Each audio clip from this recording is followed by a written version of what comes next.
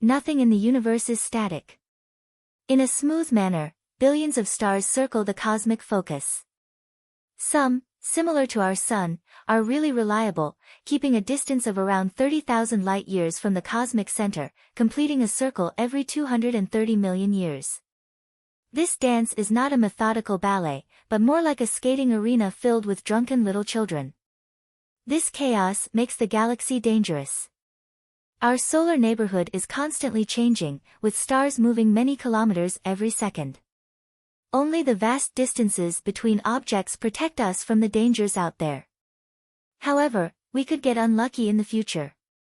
At some point, we could encounter a star-going supernova or a massive object passing by and sending asteroids our way.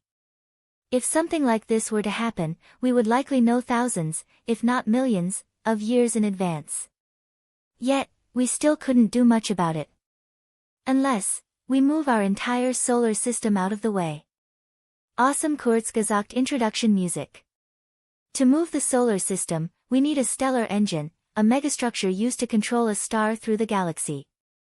It's the kind of thing that might be built by an advanced civilization with Dyson sphere-level technology, thinking about their future thousands of years ahead.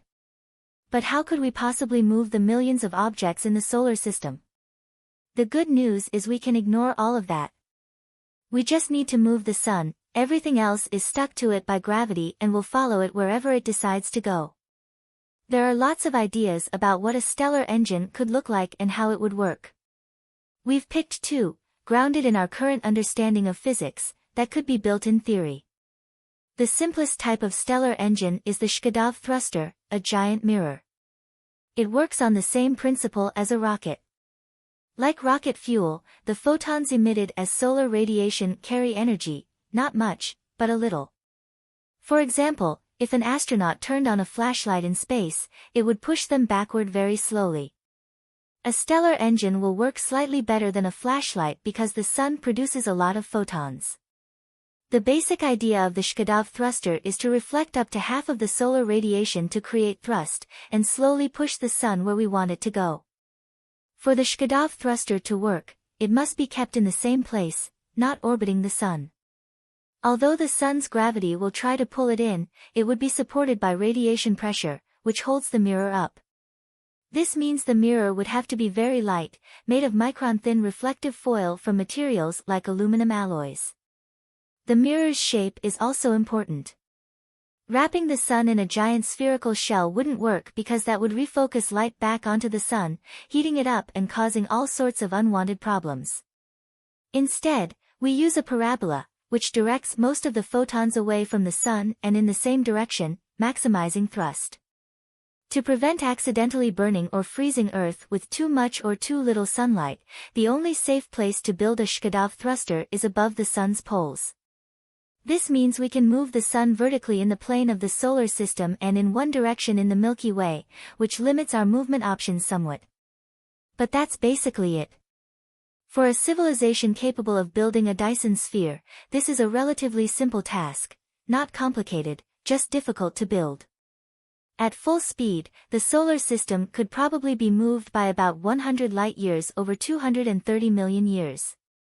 Over a couple of billion years, it gives us near total control over the sun's orbit in the galaxy.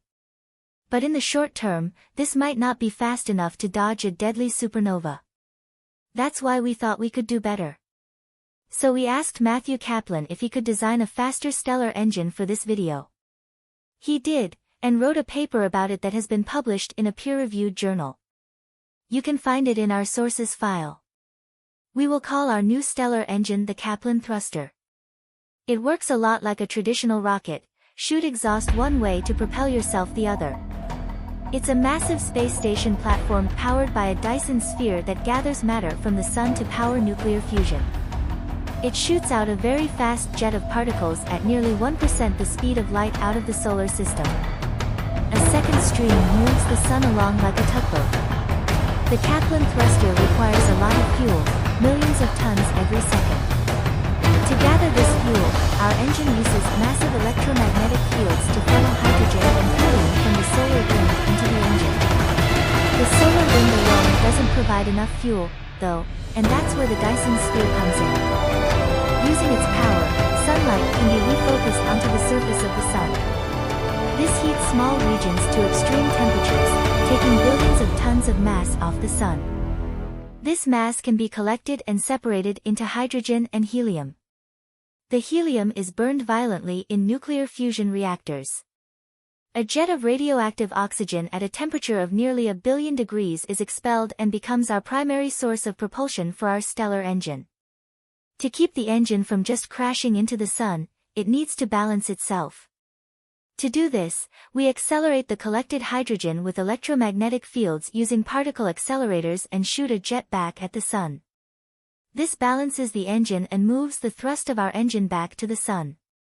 In as little as 1 million years, this engine can move the sun by 50 light-years, more than enough to dodge a supernova. At full speed, the solar system can be completely redirected in its galactic orbit in 10 million years. But wait, won't we burn through the sun this way? Fortunately, the sun is so massive that even billions of tons of material will barely scratch the surface. In fact, this megastructure will actually extend our sun's life, since lower-mass stars burn slower, keeping the solar system habitable for many more billions of years. With a Kaplan thruster, we could turn the entire solar system into our spaceship.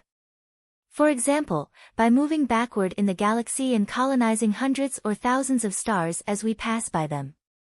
It might even be possible to escape the galaxy entirely and expand beyond the Milky Way. Stellar engines are the kind of machines built by civilizations thinking not in terms of years or decades, but millennia. Since we know that our sun will die one day, a stellar engine could allow the far future descendants of humans to travel to other stars without ever venturing into the terrifying dark void of interstellar space.